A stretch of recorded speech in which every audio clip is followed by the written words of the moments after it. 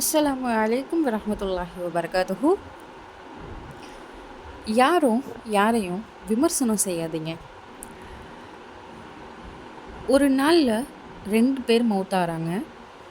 ஒருத்தங்க விபச்சார விடுதியில் மௌத்தாகிறாங்க, இன்னொருத்தவங்க பள்ளிவாசலில் மௌத்தாகிறாங்க. 2 பேரோட ஜனாசாவும் வைக்கப்படுது.